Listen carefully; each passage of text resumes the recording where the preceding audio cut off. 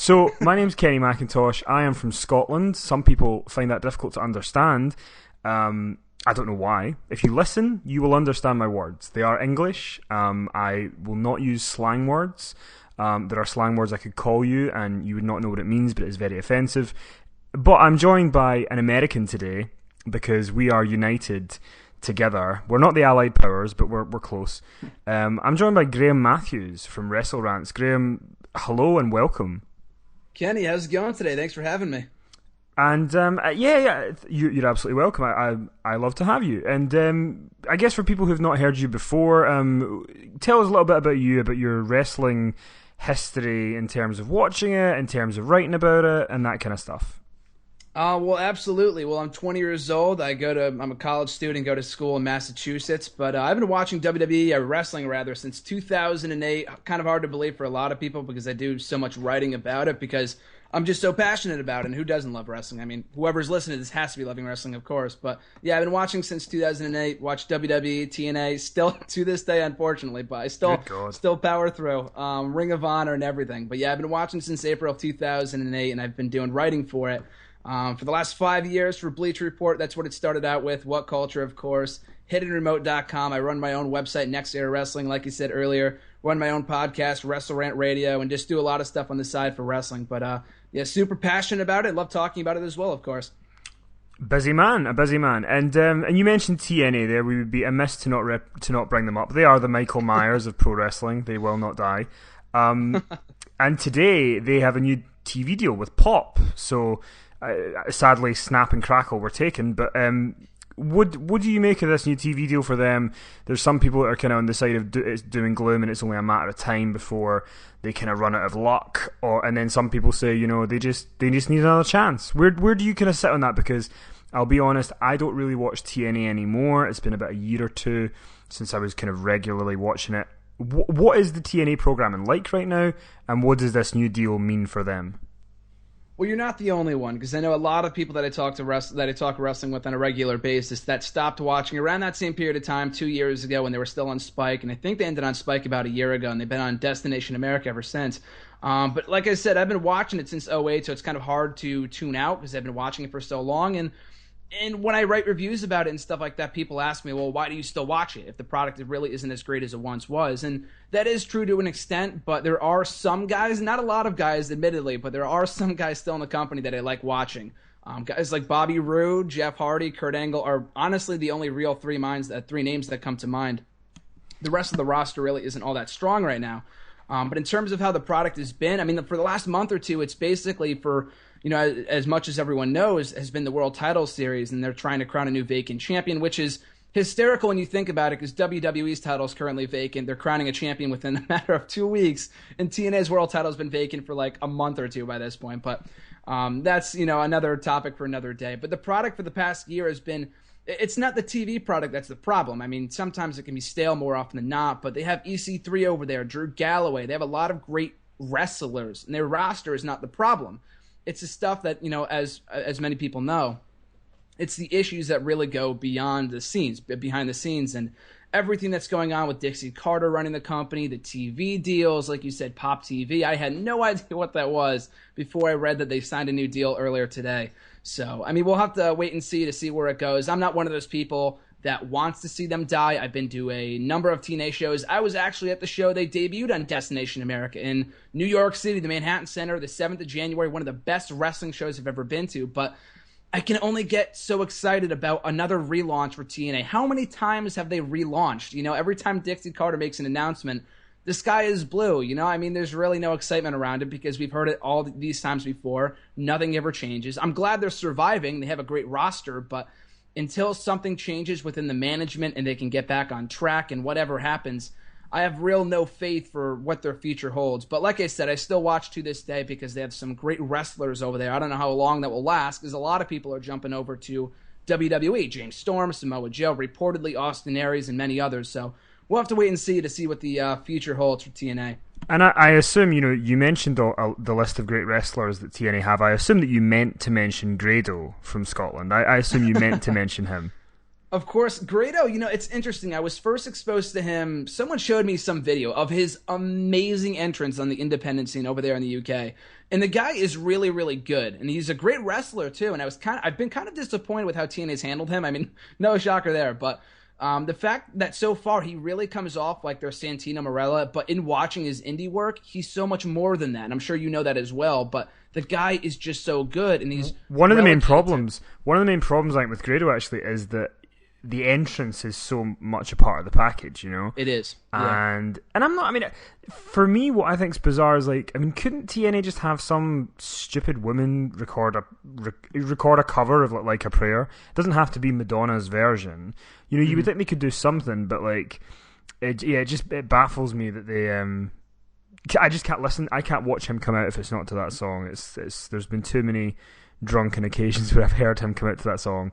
Actually, this past Sunday, where he won the ICW world title, and I lost my shit. I'm not afraid to say it, and it reminded me of the Daniel Bryan one at WrestleMania 30 on a smaller scale, obviously. But with TNA, I wanted to throw a comparison at you that I've thrown about to my friends for a few months, and this is where I think TNA have the long-term problem, is that, so Jeff Hardy, if he does an independent show in the Northeast where you're from, that show can draw 2,000-3,000 people. Yes, but if correct. He's on a TNA show, it only draws 250 people. Mm-hmm. So to me, what that says is that the problem is actually the brand, and the brand is what people don't have any faith in anymore when they hear the words Impact Wrestling or TNA Impact Wrestling, whatever they're called, because it's not very clear. People just don't want that brand around anymore. So I don't know whether if they renamed it, if they did something different, I feel like as long as it's TNA and it's still branded that way, it's never going to change. Absolutely. I mean, you make a great comparison. It's funny that you bring that up too. I was actually at a Northeast wrestling show, one of the indie promotions here in the Northeast, in Connecticut, just last Friday, and on the card was Jeff Hardy. I mean, of course they had Bret Hart there, Rey Mysterio, a couple of other big names, probably more big names than TNA has at this point. But the show drew a lot of people, like close to 3,000 people reportedly. I don't think it was that much, but it was still like a huge turnout. And like you said, TNA shows do a couple hundred people. And I think it goes two different ways. Absolutely that, and the fact that TNA, you hear TNA, Impact Wrestling, whatever the hell they're calling themselves nowadays, and you think lame duck product because the brand has been dead for so long. Like some people try to give it a chance when they jumped over to Destination America a couple months ago or at the start of 2015. But, it only goes so far. They really get something going, and then within a matter of months, they go back to being not crap, but they just go back to doing the same issues, going back to having the same issues they had a couple years ago with checks not coming in and whatever else. A big star leaves, and they can't have any consistency going. That's why TNA will always be the punching bag of sorts for the IWC. So that fact, and also how, what was the other thing I was going to mention? But I don't know. Oh, brand awareness. That's something that TNA has always had an issue with, dating back to when they first started. I mean, going back, for the last couple of years, Hulk Hogan was the guy that you think of when you hear the words pro wrestling. They had him in their company.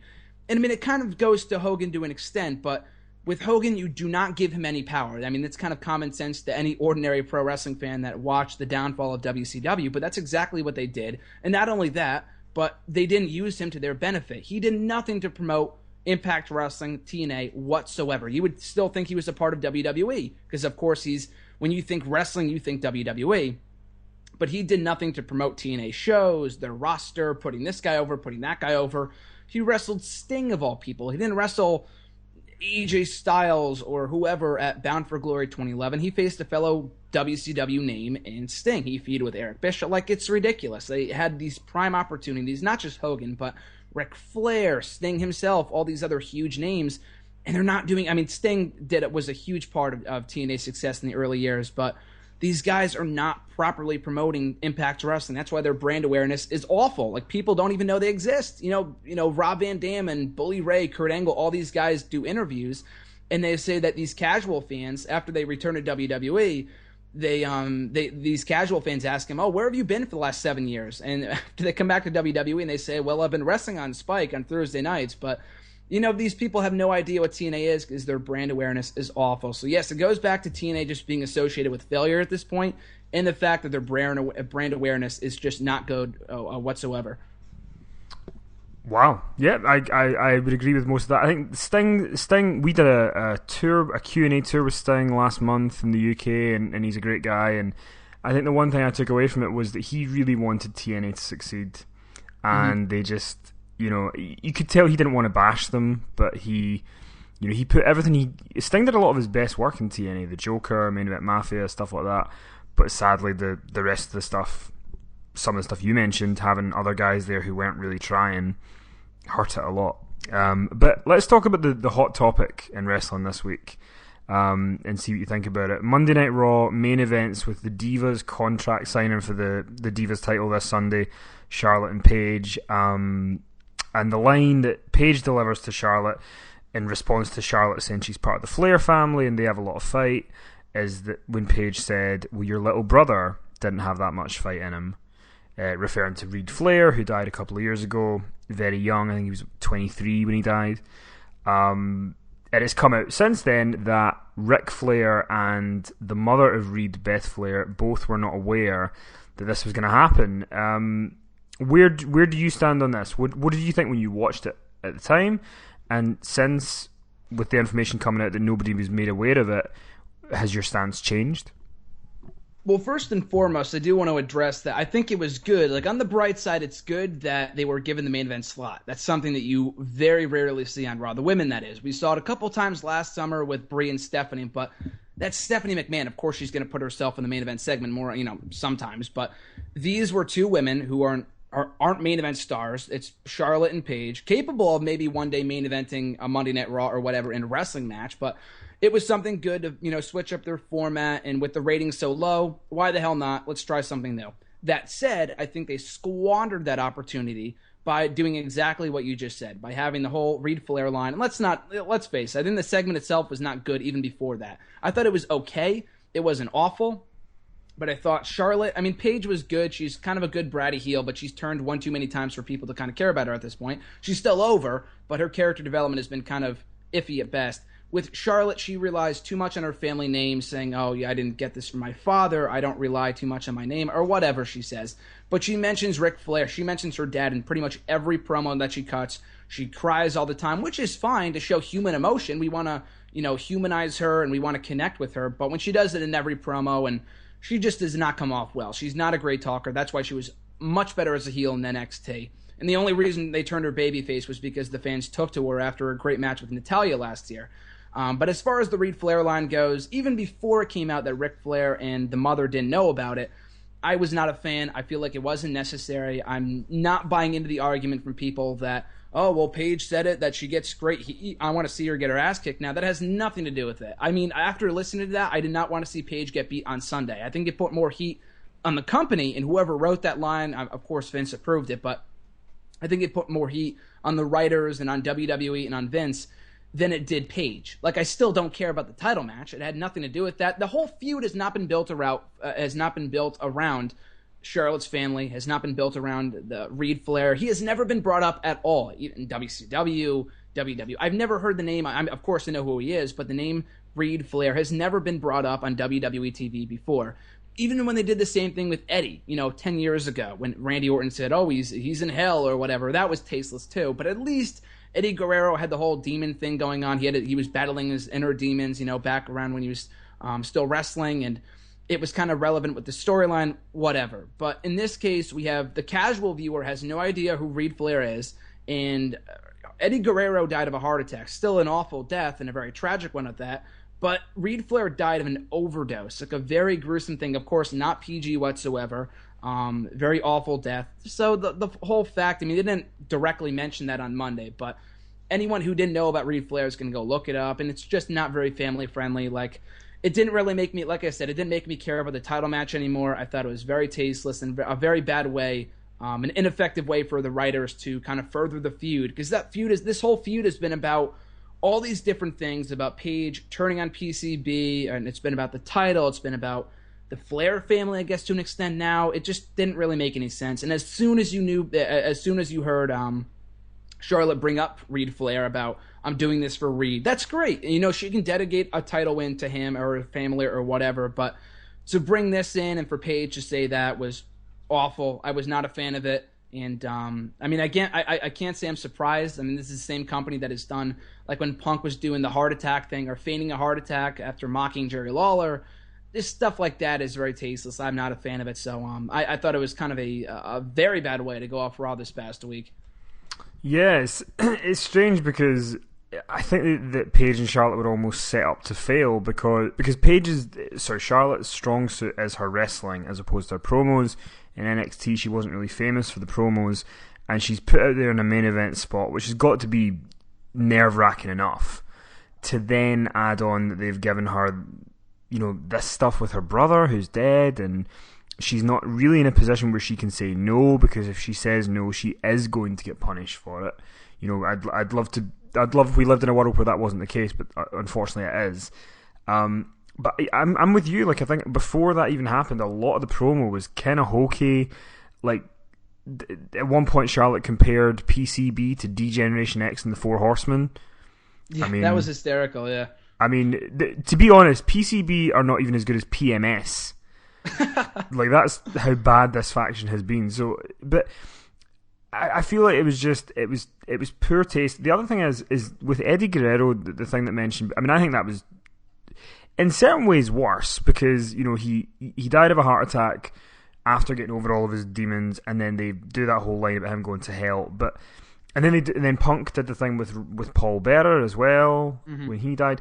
But I could almost make the argument, like, maybe, like, you know, they knew Eddie Guerrero enough and they knew Paul Bearer enough to know that those two guys would be okay with it. You know, maybe they knew them well enough to know that. Let's say we're trying to be positive that was the case.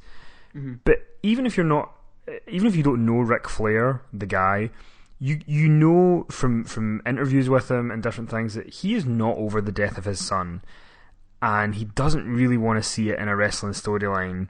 And it was kind of disgusting in a lot of ways to watch, and it makes me laugh that they've got these campaigns for Be a Star and all this sort of stuff, and they're doing this stuff, and then somebody else brought up a point, I didn't even think about it. ESPN, who are now covered in WWE, had an interview with Charlotte that aired the next night, and they never mentioned it. And obviously, the interview was pre-taped before Raw, but you can answer this better than me, because I don't really get to see ESPN, and I assume you do, being in the States. Like, I've seen some clips of it. I've yet to see the show itself. I just see what, you know, people posted the clips. I can't watch the show live, unfortunately, but I have seen parts of it. But you've watched, like, ESPN in general. Oh yeah, of course. Yeah. So, like, does it? So correct me if I'm wrong, because I'm trying to get this in my head. If ESPN are saying, you know, we're now covering WWE, doesn't that mean they kind of have to cover the topical things that go on?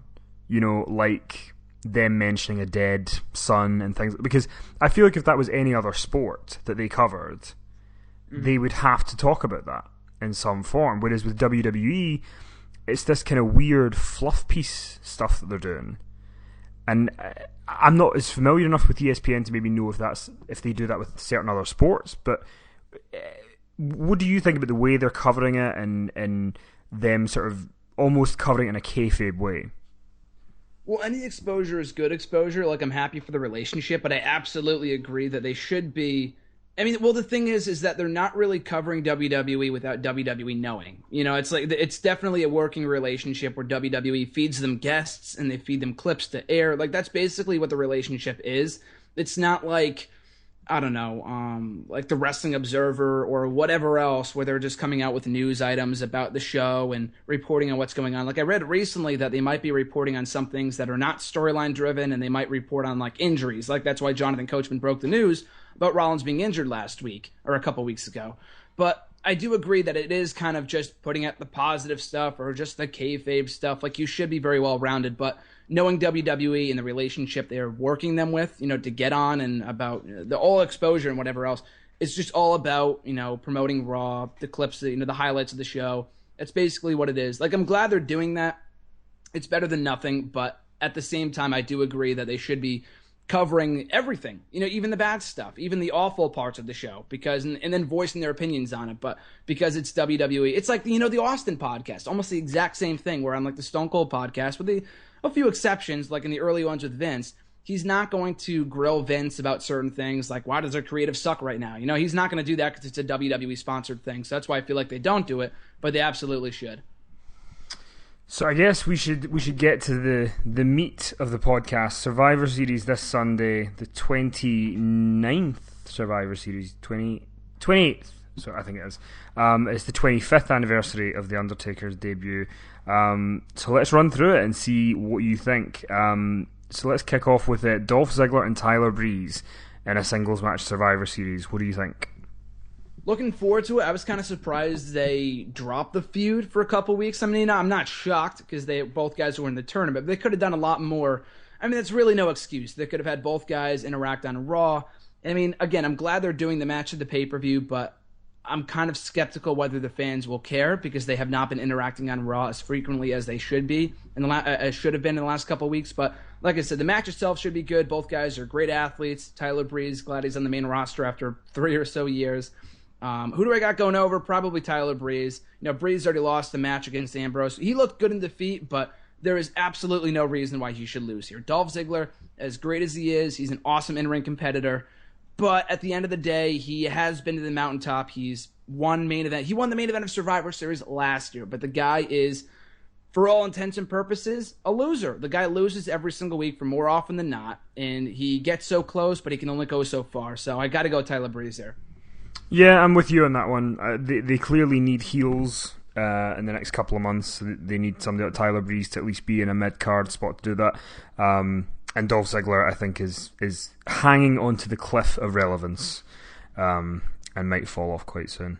There is a 5-on-5 Survivor Series match, but we don't know who's in it yet. So, yeah, I can't really ask you about that. So we'll move on. Undertaker and Kane, Brothers of Destruction, against two of the Wyatt family. I guess which two do you think it's going to be, and how do you see this playing out? I want it to be Wyatt and Harper, but it's probably going to be Wyatt and Strowman. I just say Harper because he's a much better worker, and I feel like we're going to get a lot better, not a significantly better match, because it's 4 guys, not just one-on-one, but Strowman is very limited. I think we all know that in the last couple months that he's been on the main roster. He can't work a singles match by himself without working with someone that's very good in the ring, so I'm glad he's going to be limited, but the match itself, I mean, the build has been good. We've got Taker more on Raw than we ever did during the road to WrestleMania, which was 0 airtime at all before WrestleMania. But as far as who I think should go over or will go over, should go over is the Wyatt family. I feel like Bray Wyatt, he's another guy that talks and talks and talks, and then he doesn't back it up. He loses. He loses to John Cena. He loses to Undertaker at WrestleMania. He loses to Roman Reigns. He does all these feuds, and then he only wins meaningless matches, and when it matters most, he loses. And that's probably going to be the case here with the Brothers of Destruction, considering it's Taker's 25th anniversary and whatever else, and he lost at Hell in a Cell. But Taker is Taker. The guy's been here for 25 years. Everyone knows that he's a legend. He can lose here, and he'll be completely fine. That said, knowing WWE and seeing the build so far, I got to go with Brothers of Destruction winning. I think they will win. The Wyatt family should win, just considering the fact that they should be built up. They're a great stable on paper. They got a lot of star power for just behemoths, but they're not booked properly. They lose when it matters most. So Booking 101 says Brothers of Destruction go over here. Yeah, I think you're right. And hopefully Undertaker's hair can improve by Sunday. I think it's doubtful, but he does look more like Fraser Crane every single week. I'm with you. I have a feeling that maybe Harper might be in the match only because Undertaker did the tour in Mexico and Harper was on that, so maybe that was kind of to get a groove going. But I think the only thing I can wish for at this point is that Bray Wyatt doesn't take the pinfall in the match. That's really my only wish in that one. The Divas Championship match, which it sounds like you're very excited for after Monday's Angle. Absolutely. Charlotte and Paige for the Divas title. We're not going to have like a spotlight of Reed Flair's ghost coming down to the ring mid-match or anything, are we? Unfortunately not. No, that would certainly add to my excitement of the match, but it doesn't look like we will. So who do you think? Do you think Charlotte retains, or does Paige get the title again? Yeah, it definitely got Charlotte. I could see why people might say Paige, but the money is not right now, unfortunately. But long term, I think the money is with Charlotte as champion, building to a title match with Sasha Banks at WrestleMania. That's only wishful thinking. I mean, that we haven't had a singles one-on-one Divas title match at WrestleMania ever. We only had one Divas title match at WrestleMania, and that was last year, and that featured every woman on the roster, and that was a complete train wreck. So I'm hoping that's the end game. If they really care about this Divas revolution, they will keep the belt on Charlotte, have her beat Paige on Sunday, pick up a credible win, and maybe if they continue the feud, move it past all this family crap and everything else and whatever. But I think the match could be good from an in-ring standpoint. We have never, to my knowledge, seen Charlotte versus Paige one-on-one ever. So it should be a good match if they give them the right amount of time. But I got to go with Charlotte going over here. I'm not a huge fan of her being a babyface champion. She should be a heel. But at this point in time, if you build up to her and Banks at WrestleMania, or even at TLC, because Banks, I don't know why she's not on TV right now. She's the best woman they have in the roster, but that's another rant for another day. But I got to go with Charlotte, still the Divas champion here. Yeah, you're stealing my thunder again. I've got the same for that one. So let's go into the title tournament. We've got the semi-finals, or as Americans say, semi-finals. And up first we've got Roman Reigns and the leader of Mex America, Alberto Del Rio. I got to go with Roman Reigns. I really don't think there's a question about this one. They've been trying to protect Del Rio since he came back, so maybe he attacks him, gets himself DQ'd, like circa 1998 when they did the tournament at Survivor Series, and someone, I think it was Big Boss Man, got himself DQ'd on purpose, so Austin was injured going into the next match. I could see something like that happening, if only just to get Roman Reigns, softened up for an Ambrose heel turn or whatever it might be. But yeah, easily Roman Reigns. Del Rio right now, I like the guy as a wrestler. I just wasn't, I was shocked to see him back. Again, he's another guy I just don't care about. Because he's been booked fine since he came back. He's been undefeated in singles competition. But the whole Mexican-America thing, I have no idea what they're trying to do with it. The whole thing with Jack Swagger dropped instantly. Just people don't really care. Before he left, people just didn't care. And I think Roman Reigns is definitely a given that he goes on to the finals of the tournament. So I got Roman Reigns going over here. Yeah, I'm gonna kind of disagree slightly there with Del Rio. I think he's been booked pretty terribly since he got back. I don't think like you said, I don't think anybody cares about him now. He's just another guy, and in 4 weeks, that's pretty exceptional to be able to do that to somebody. It's almost impressive as how bad they've gotten it. But yeah. I think because I went to the WWE live show in Glasgow a week or two ago, and Del Rio was there, and people just don't know whether they're supposed to boo him or they're supposed to cheer him. And he does so he came to the ring and he was kind of playing the heel character in the match, and at the end he was like going around the crowd slapping fans' hands and stuff like a babyface. Mm-hmm. So I just think it's a case of have a defined character with him, and Zeb Coulter's good, but maybe if that scooter went off the top of the Titantron or something, he could go away for a while. It would probably be better for Del Rio, but it might be now that you mention it. And then we've got Kevin Owens and Dean Ambrose. I'm looking forward to this match. We saw it on SmackDown a couple weeks ago, and it was a good match. It ended in I think a disqualification, non-finish, or whatever it was. But it was a good match. I think that was the original plan for the pay-per-view before the whole tournament came about. So from a match standpoint, I'm looking forward to it. From an in-ring standpoint, it should be great. But this one is a little more unpredictable because I think Kevin Owens is a dark horse in this entire thing. I don't think Vince is as big of a fan of him as we all are, and considering I feel like he can be the top heel that WWE desperately needs right now. They can always turn Roman, they can have Sheamus cash in, God forbid that'd be awful, but they can always have Kevin Owens. I feel like he is capable of being WWE World Heavyweight Champion. The only issue is that he's Intercontinental Champion, but even then, he's been saying in backstage interviews for weeks now that history didn't matter until Kevin Owens got here, and I love that. The guy is the quintessential heel that WWE needs right now. The only issue is that I don't think that they think that he is there yet, even though I think we all know that. But anyway, I feel like Dean Ambrose, I'll go the predictable route and say that he goes to the finals and faces Roman Reigns. Yeah, I'm again. I feel like I'm redundant here, but I'm with you on that one. I think it's going to be Owens and Ambrose and Reigns in the final, and I actually think that we're going to get the Roman Reigns. One of my friends said something, and I feel like this is the way I need to look at WWE now, is if you ever think of a situation, they are going to do the most simple thing for the most part. Yeah. So Roman Reigns wins the title for me. That's what I think. How about you?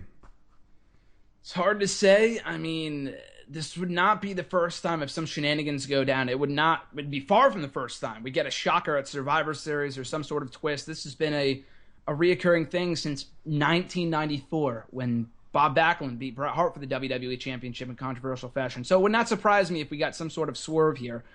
But like you said, I feel like the safe thing to say is that WWE takes that safe route in giving the belt to Roman Reigns. Now, reports are indicating, now I'm not, don't believe everything you read or hear on the internet, but it looked like Roman Reigns was going to win the belt anyway if Rollins was still around. I do not doubt that for a second. I thought there was a chance we might have Rollins as champion going into WrestleMania, but from what it looks like, I feel like Roman Reigns was going to win the belt anyway.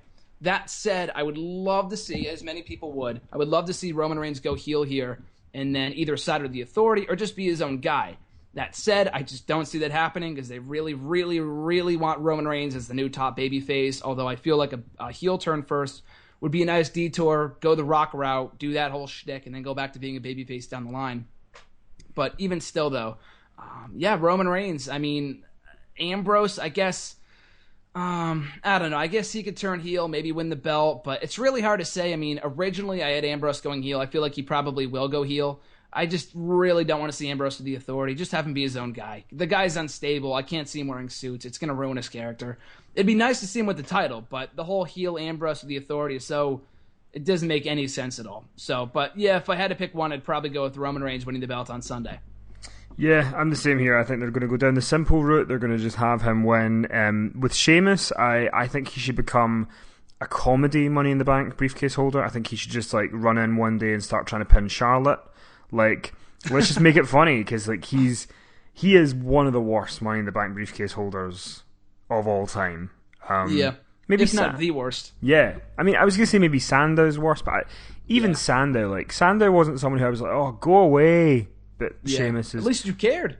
Yeah, exactly. And while we were chatting there, I thought just to kind of, I really wish Kevin Owens was in the final, if only for his Twitter comebacks to fans. And one today that made me laugh was when Pancake Nation said to him that instead of dissing people on Twitter, why don't you work on your in-ring skills and improve your charisma? To which Kevin Owens said, because if I get any better, people's heads will explode. I'm a humanitarian. The guy is just genius. So do you see anything shocking coming out of Survivor Series, or do you think they're just going to go down a simple route, simple formula, Roman Reigns reigns supreme at the end? The predictable route, I guess, would be Roman Reigns winning the belt, which would not be the worst thing. And the worst thing they could possibly do is having Roman Reigns win and then having Sheamus cash in. I mean, no one's been talking about, a couple of people have been talking about it, but it hasn't been referenced on WWE TV or hasn't been teased towards or whatever. Like it was in Night of Champions when Sheamus said, I'm going to cash in after Rollins pulls double duty. And he attempted, but he had his plans thwarted. So it's possible, but at the end of the day, that is the single worst feud they could do. Sheamus is just not a top heel. I like Sheamus. I'm not a Sheamus fan, but I like Sheamus. I felt like when he came back as a heel right after WrestleMania, he could have been a bigger star than he is right now, but his booking, he's another guy. His booking has been so atrocious. He loses to Dolph Ziggler, he beats Dolph Ziggler, wins the briefcase, loses to Orton, has the million matches with Orton, loses to freaking Kalisto. They have this such inconsistent booking with this guy that no one cares. No one cares about him, and putting the belt on him would not elicit strong heel heat. I want to see this guy go away. It will just elicit silence. No one will. People just won't care. They won't care enough to boo. They'll just not care, and he'll get a complete dead reaction whenever he comes out. So that said, you shouldn't cash in here. But in terms of swerves, the only real swerve that I would like to see, other than maybe Owens sliding in, siding with the Authority, which I was talking to someone about it today, then it makes perfect sense. The guy will do anything to feed his family. That's his whole character motivation, right? So you have the guy side of the Authority. It's not like he's a babyface and turning on the fans. He's already heel to begin with, but it would be great. I feel like him and Triple H are a perfect fit, like Rollins was with the Authority. And, he's a lot better on his own, but he's another guy that is just golden. Like you said, the Twitter comebacks, I don't know if you saw it or not, but the interview he did with Michael Cole this past week on WWE.com was amazing. The guy is so great as a heel.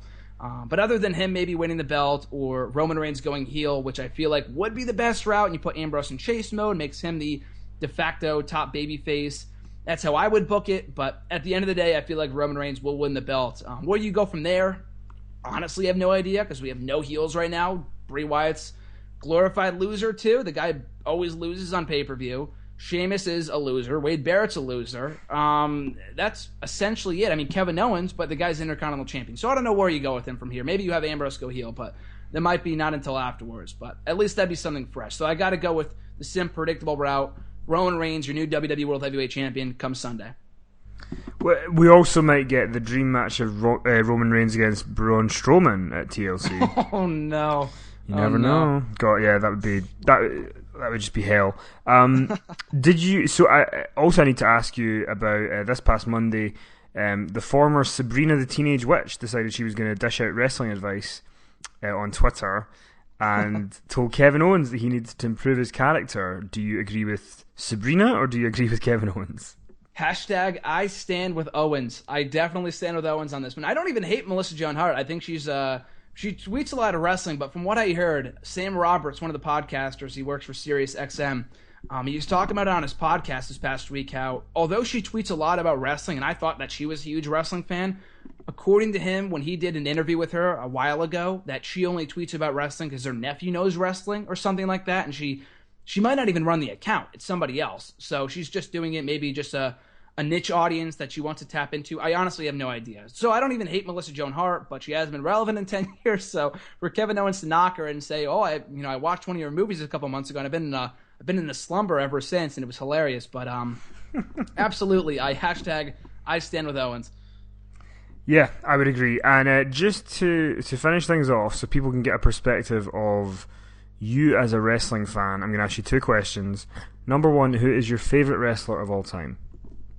This is not the conventional answer. I'm not going to tell you John Cena, trust me. Then you can feel free to turn off the call if I say John Cena. But my favorite wrestler of all time, and again, not the conventional answer, but only because he got me into wrestling when I started watching 7.5 years ago, William Regal. Because 7.5 years ago, he was the Raw general manager doing some of the best work of his career.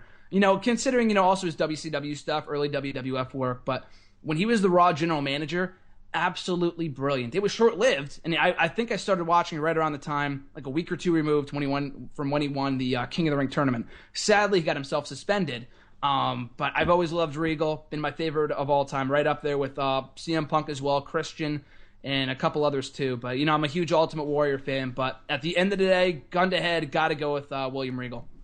And the last question, what is the worst wrestling match you've ever seen?